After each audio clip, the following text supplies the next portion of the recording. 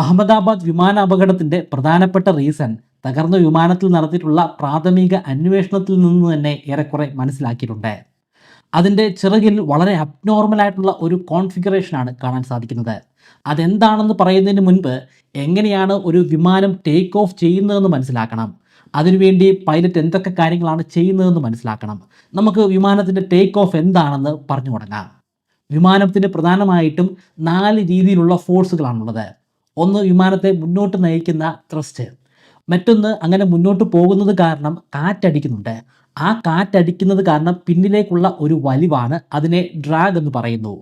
മൂന്നാമത്തെ റീസൺ നമ്മുടെ ഭൂമിയുടെ ഗുരുത്വാകർഷണ ബലമാണ്. മാസ് അല്ലെങ്കിൽ പിണ്ഡമുള്ള ഏതു വസ്തുവിനും അതിൻ്റെ മാസ് അനുസരിച്ച് ഒരു ഗ്രാവിറ്റേഷണൽ ഫോഴ്സ് ഭൂമിയുടെ പ്രതലത്തിലേക്ക് അനുഭവപ്പെടുന്നതാണ്. അതിനു പുറമെ നാലാമതുള്ള ഫോഴ്സാണ് ലിഫ്റ്റ്. ഈ ലിഫ്റ്റ് കാരണമാണ് വിമാനം മുകളിലേക്ക് ഉയരുന്നത്.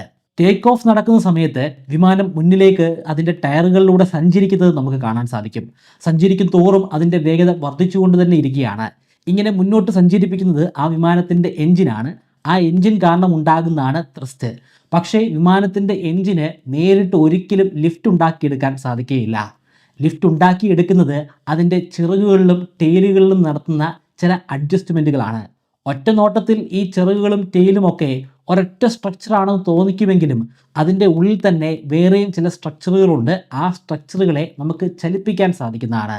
ഒരു വിമാനത്തിൻ്റെ ചിറകിൻ്റെ ക്രോസ് സെക്ഷൻ എടുത്ത് നോക്കിക്കഴിഞ്ഞാൽ ഇങ്ങനെ ഇരിക്കും. ഈ ക്രോസ് സെക്ഷൻ പറയുന്ന പേരാണ് എയറോഫോയിൽ സ്ട്രക്ചർ. ഈ എയറോഫോയിൽ സ്ട്രക്ചറിലേക്ക് സൂക്ഷിച്ച് നോക്കിക്കഴിഞ്ഞാൽ അതിൻ്റെ മുകൾ ഭാഗം അല്പം ബൾജ്ഡ് ആണെന്ന്, അല്ലെങ്കിൽ അല്പം വളവോട് കൂടിയതാണെന്ന് മനസ്സിലാക്കാം. താഴ്ഭാഗത്തും വളവുണ്ട്, പക്ഷേ നമുക്ക് ഒറ്റ നോട്ടത്തിൽ കണ്ട് മനസ്സിലാക്കാൻ സാധിക്കുന്ന അത്രയും വളവ് താഴ്ഭാഗത്തില്ല. ഇത് കൃത്യമായിട്ട് ഡിസൈൻ ചെയ്തിരിക്കുന്ന ഒരു സ്ട്രക്ചറാണ്. വിമാനം ശക്തമായ വേഗതയിൽ മുന്നിലേക്ക് സഞ്ചരിക്കുകയാണല്ലോ. അങ്ങനെ സഞ്ചരിക്കുന്ന സമയത്ത് ശക്തമായിട്ട് കാറ്റ് ഈ ചിറകുകളിൽ വന്ന് അടിക്കുന്നതാണ്. ചിറകിൻ്റെ മുകൾ ഭാഗം ഇത്തരത്തിൽ വളഞ്ഞു കിടക്കുന്നത് കൊണ്ട് തന്നെ അതുവഴി വായുവിന് കൂടുതൽ വേഗതയിൽ സഞ്ചരിച്ചു പോകാൻ സാധിക്കും. എന്നാൽ താഴെക്കൂടെ പോകുന്ന വായുവിന് അത്രയും വേഗത ഉണ്ടായിരിക്കുകയില്ല. എയറോഫോയിലിൻ്റെ 2 ഭാഗത്തും വ്യത്യസ്തമായിട്ടുള്ള വേഗതയിലുള്ള കാറ്റിൻ്റെ പ്രഭാവം ഉള്ളത് കൊണ്ട് തന്നെ അവിടെ ഒരു പ്രഷർ വേരിയേഷൻ ഉണ്ടാകുന്നതാണ്. കാറ്റ് ഏറ്റവും കുറഞ്ഞ വേഗതയിൽ സഞ്ചരിക്കുന്ന ഭാഗത്ത് കൂടുതൽ പ്രഷറും കൂടുതൽ വേഗതയിൽ സഞ്ചരിക്കുന്ന ഭാഗത്ത് കുറഞ്ഞ പ്രഷറും ഉണ്ടാകും. ഇവിടെ താഴ്ഭാഗത്താണ് ഏറ്റവും കുറഞ്ഞ വേഗതയിൽ വായു സഞ്ചരിക്കുന്നത്. അതുകൊണ്ട് അവിടെയായിരിക്കും ഏറ്റവും കൂടുതൽ പ്രഷർ ഉണ്ടാവുക. ആ പ്രഷർ വേരിയേഷൻ കാരണം മുകളിലേക്ക് വിമാനം ഉയരുന്നു. ഇങ്ങനെ മുകളിലേക്ക് ഉയർത്തുന്ന ആ ഫോഴ്സിന് പറയുന്ന പേരാണ് ലിഫ്റ്റ്. വിമാനത്തിൻ്റെ ഭാരം കാരണം നല്ലൊരു വെയിറ്റ് താഴ്ഭാഗത്തേക്കുണ്ട്. ആ വെയിറ്റിനേക്കാൾ കൂടുതൽ ലിഫ്റ്റ് ഉണ്ടാകുമ്പോൾ മാത്രം വിമാനം മുകളിലേക്ക് ഉയരുന്നു. ഒരു വൈമാനികൻ ശക്തമായ വേഗതയിൽ ട്രാക്കിലൂടെ വിമാനം ഓടിച്ചതുകൊണ്ട് വിമാനത്തെ ഉയർത്താനുള്ള ലിഫ്റ്റൊന്നും നമുക്ക് കിട്ടില്ല. അത് കിട്ടണമെങ്കിൽ ആംഗിൾ ഓഫ് അറ്റാക്കിൽ കൃത്യമായിട്ടുള്ള മാറ്റങ്ങൾ വരുത്തണം. ശക്തമായിട്ടുള്ള കാറ്റിൻ്റെ പ്രഭാവത്തെക്കുറിച്ച് ഞാൻ പറഞ്ഞു. വിമാനം മുമ്പോട്ട് സഞ്ചരിക്കുന്നത് കാരണം ഉണ്ടാകുന്ന കാറ്റിൻ്റെ പ്രഭാവം, അത് ഏത് ആംഗിളിലാണ് ചിറകുകൾ വന്ന് പതിക്കുന്നതാണ് ആംഗിൾ ഓഫ് അറ്റാക്ക്. ആ ആംഗിൾ ഓഫ് അറ്റാക്ക് വർദ്ധിപ്പിച്ചുകൊണ്ട് വന്നാൽ മാത്രമാണ് ലിഫ്റ്റിൽ വലിയ രീതിയിലുള്ള വർധന ഉണ്ടാക്കാൻ സാധിക്കുന്നത്. അതിനുവേണ്ടി വിമാനത്തിൻ്റെ ചിറകുകളിൽ സ്ലാറ്റ്സും ഫ്ലാപ്സും ഉണ്ട്. ഈ സ്ലാറ്റ്സും ഫ്ലാപ്സും ചലിപ്പിക്കാൻ സാധിക്കുന്ന ഭാഗങ്ങളാണ്. വൈമാനികന് ചലിപ്പിക്കാൻ സാധിക്കും. അങ്ങനെ ചലിപ്പിച്ച് ആവശ്യമായിട്ടുള്ള ആംഗിൾ ഓഫ് അറ്റാക്ക് ഉണ്ടാക്കി എടുക്കുമ്പോൾ നമുക്ക് മതിയായിട്ടുള്ള ഒരു ലിഫ്റ്റ് കിട്ടുന്നതാണ്. അതിനു പുറമെ ഇതിൻ്റെ ചിറകിനും വലിയ പ്രാധാന്യമുണ്ട്.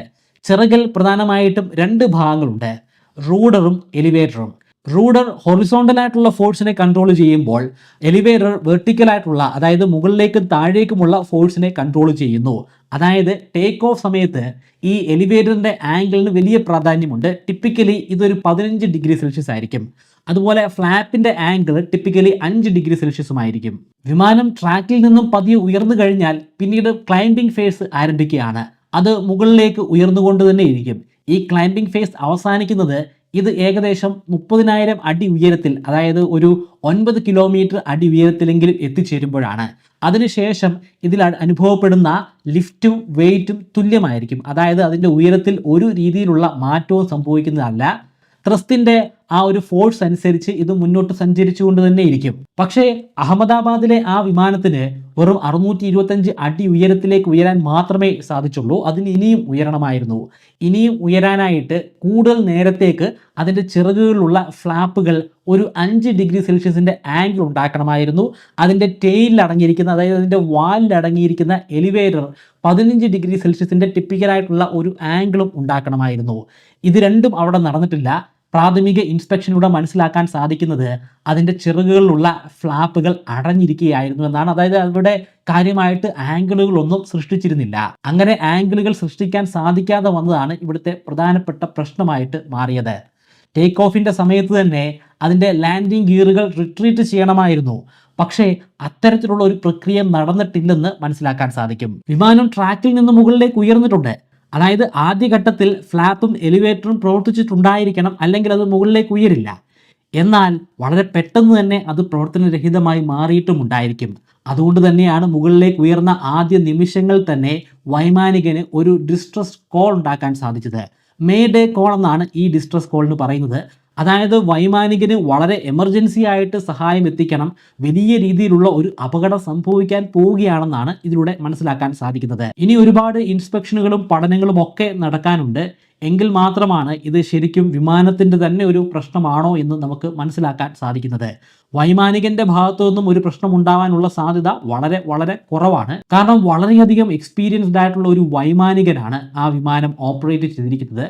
കൂടാതെ ആ വിമാനത്തിന് ഒരുപാട് പഴക്കമുണ്ടെന്നും പറയാൻ സാധിക്കില്ല. ഇപ്പോൾ ഉള്ള റിപ്പോർട്ടുകൾ അനുസരിച്ച് വെറും 11 വർഷത്തെ പഴക്കമേ ഉള്ളൂ. 11 വർഷത്തെ പഴക്കം അതൊരു വലിയ പഴക്കമൊന്നുമല്ല. എന്തായാലും കൂടുതൽ റിപ്പോർട്ടുകൾക്ക് വേണ്ടി നമുക്ക് കാത്തിരിക്കാം. ഞാൻ നിങ്ങൾക്ക് 25 മെമ്മറി ട്രിക്കുകൾ പറഞ്ഞു തരാം. ഈ മെമ്മറി ട്രിക്കുകൾ ഉപയോഗിച്ച് എത്ര കടുകട്ടിയുള്ള വിഷയങ്ങളും വളരെ അനായാസമായിട്ട് നിങ്ങൾക്ക് പഠിക്കാനും ദീർഘനാളത്തേക്ക് നിങ്ങളുടെ ഓർമ്മശക്തിയിൽ സൂക്ഷിച്ചു വെക്കാനും സാധിക്കുന്നതാണ്.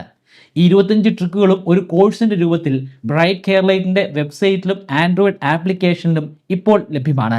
3000 രൂപയാണ് കോഴ്സിൻ്റെ ഫീ. എന്നാൽ നിങ്ങൾ ഇപ്പോൾ രജിസ്റ്റർ ചെയ്യുകയാണെങ്കിൽ 20% ഡിസ്കൗണ്ട് ലഭിക്കുന്നതാണ്.